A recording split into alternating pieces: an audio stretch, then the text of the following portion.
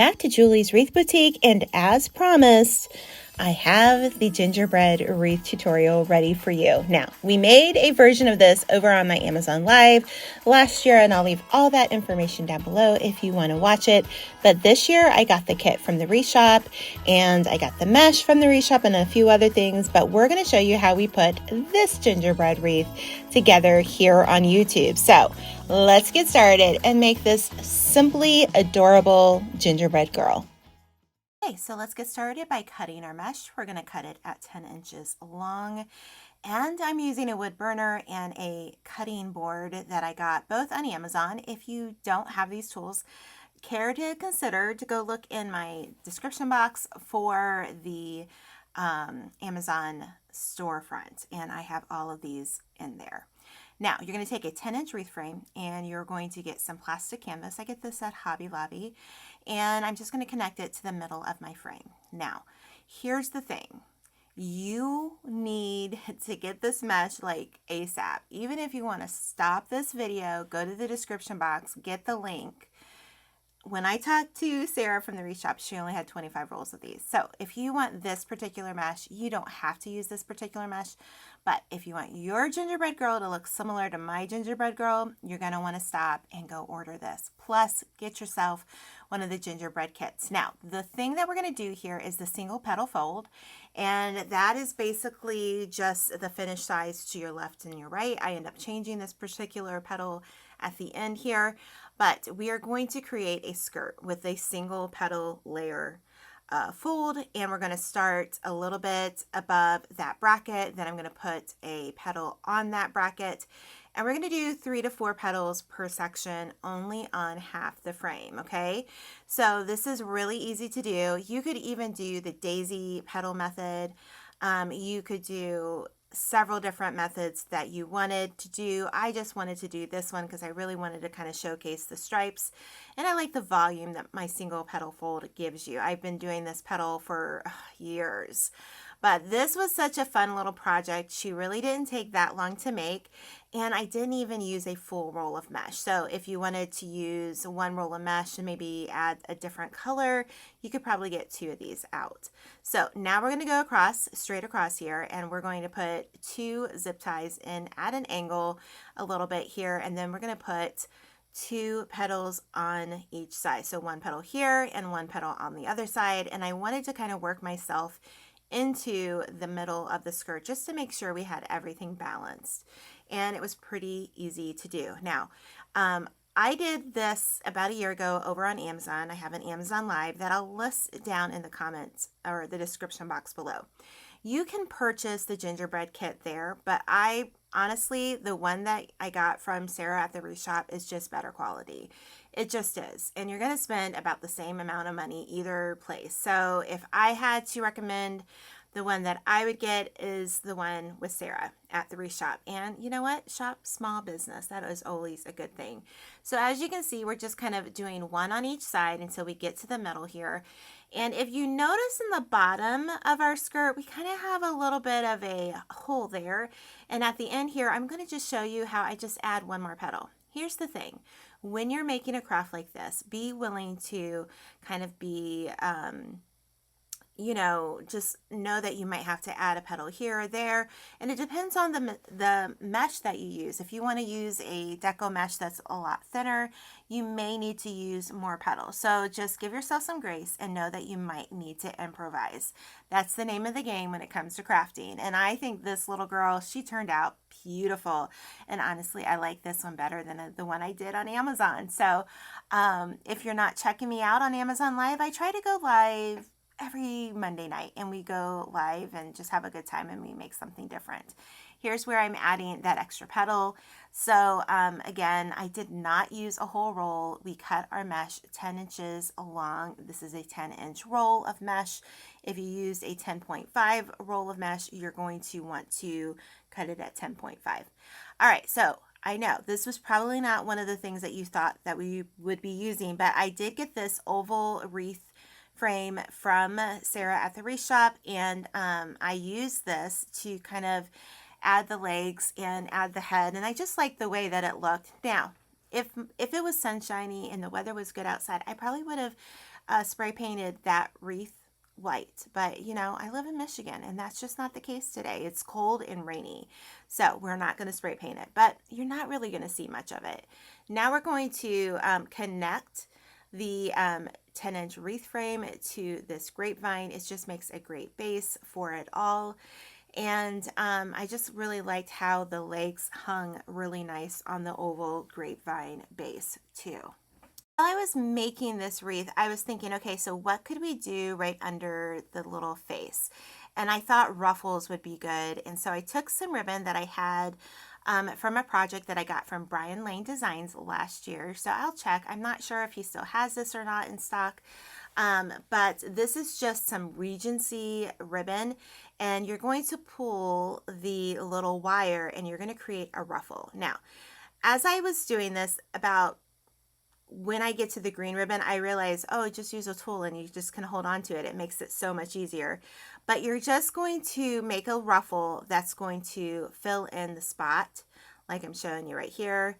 And we're going to use 3 different ribbons, and we're going to attach that to our wreath frame.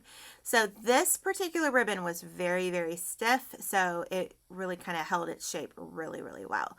So once you get to the part that you want the ruffle, you're going to cut the other side and you're going to pull out the other side wire as well, because you're going to need to make sure everything is nice and ruffled. Then what we're going to do is we're just going to attach it onto our wreath frame, and I'm going to put it on top there. And as you can see, I'm struggling to get that other wire, that side. But listen, if you use the pliers that I'm going to show you here in a moment, this is why I do the project, and you can do it better than I can. Okay, so we're going to do this. We're going to put this right over top of where we had our little connections for our mesh. And then I just put a little kind of slit into the ribbon, and we attach that with a zip tie. If you wanted to use glue, that's fine too, but I just felt like the zip tie would do just as well.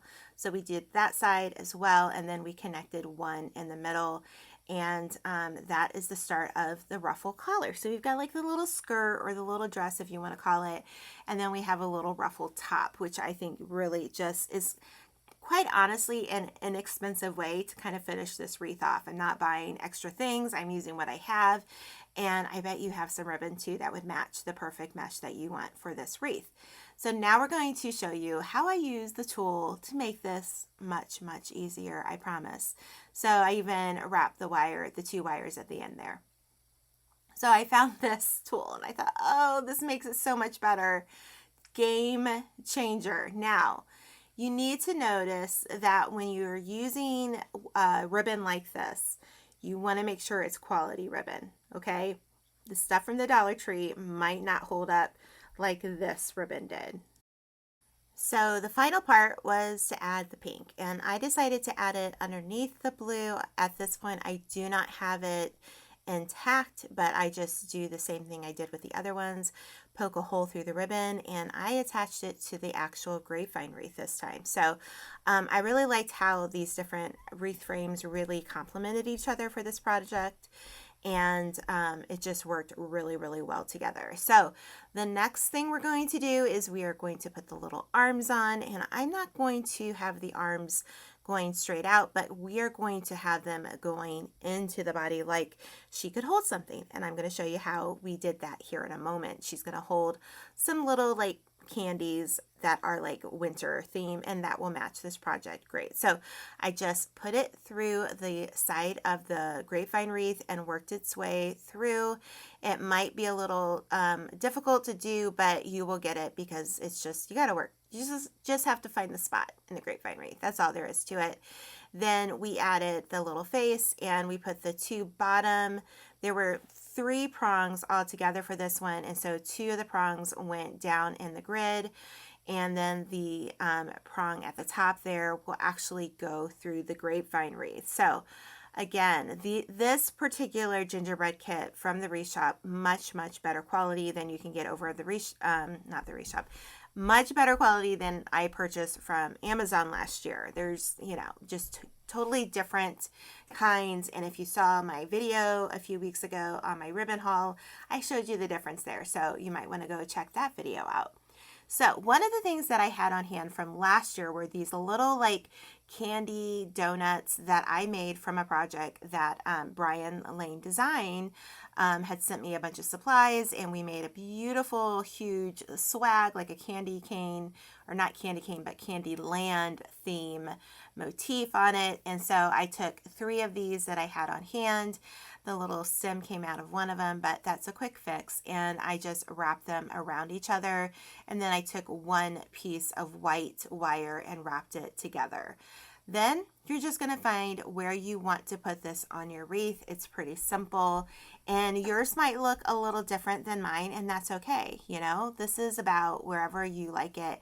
And so like she would be holding maybe some flowers, she's holding 3 little candies or donuts, whatever you want to call it. But I think it's super cute, and it matches this mesh beautifully. Again, check out Brian Lane Designs for some of his stuff that he has. He gets really great stuff in.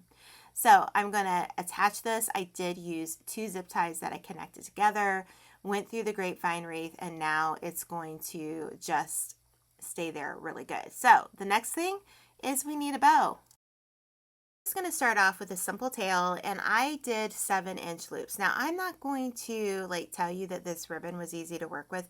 This is a very stiff ribbon, so this is going to it's going to keep its shape. No doubt that it will keep its shape.